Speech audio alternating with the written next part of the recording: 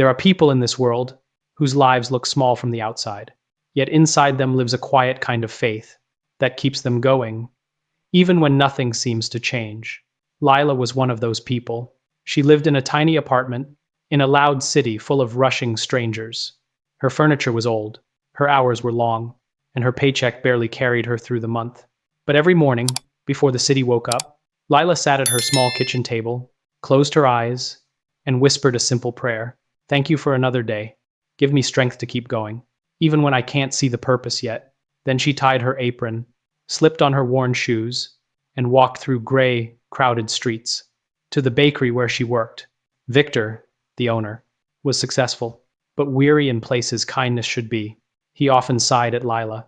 You're too slow, he said. You're too soft with people. This is business, not charity.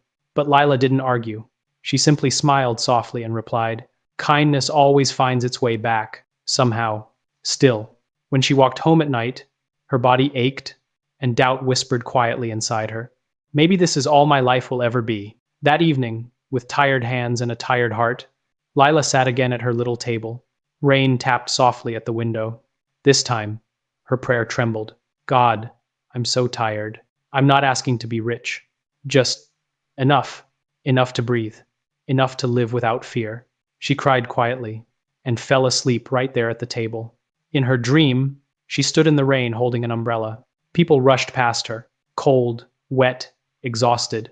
But she remained still, opening the umbrella wider to cover a stranger who had none. No voice spoke. But she woke with a feeling. Share what you have, even when it feels small. The next morning, the sky was heavy with rain. As Lila walked to the bakery, she saw a woman sitting on the sidewalk, soaked, shivering, holding a sleeping child wrapped in a thin blanket. People stepped around her, eyes turned away. Lila stopped. Her dream echoed. She looked at her umbrella, then at the child. Her heart tightened. For a moment, she hesitated. She had only one umbrella. Victor would be upset if she arrived dripping wet.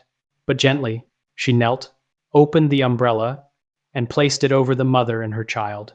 I don't have much, she whispered, but please, take this. The baby shouldn't be in the rain. The woman's eyes filled with tears. Bless you, she whispered. Lila walked away, soaked, cold, but strangely warm inside. At the bakery, Victor frowned. You look like a disaster, he said. Customers don't want to buy bread from someone who looks like that. Lila simply replied, the rain will dry. Hours later, just before closing, the door opened again. A man walked in, not a regular customer. His coat was clean, his eyes observant and kind. Were you the one, he asked, who gave an umbrella to a woman and her child this morning? Lila blinked, surprised. Yes, I only did what I hoped someone would do for me. The man exhaled softly. She's my sister, he said. She didn't want to ask for help. But today, she called me crying, telling me about a stranger who stood in the rain so her child didn't have to. He reached into his coat and placed a card on the counter. I own a cafe by the river, he said. I need someone honest, someone gentle, someone who understands people. He smiled warmly. If you'd like the job, it's yours. Better pay, fewer hours, and a share of the profits. Victor stared, speechless. Lila's eyes filled with tears. Her voice trembled.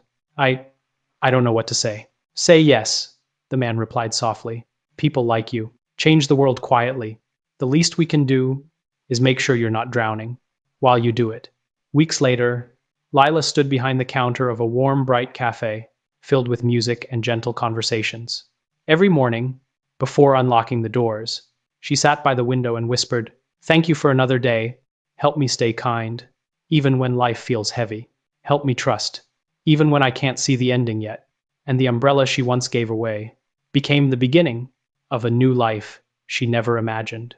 So if you're listening and your kindness feels unseen, if your faith feels small, if you're tired of hoping for things you cannot name, remember this: not every blessing arrives loudly. Sometimes it comes softly, through a stranger's door, a new beginning, or one small act of goodness that circles back quietly when you need it most. Quiet faith may not change the whole world in a moment, but it can change your world, one gentle choice at a time.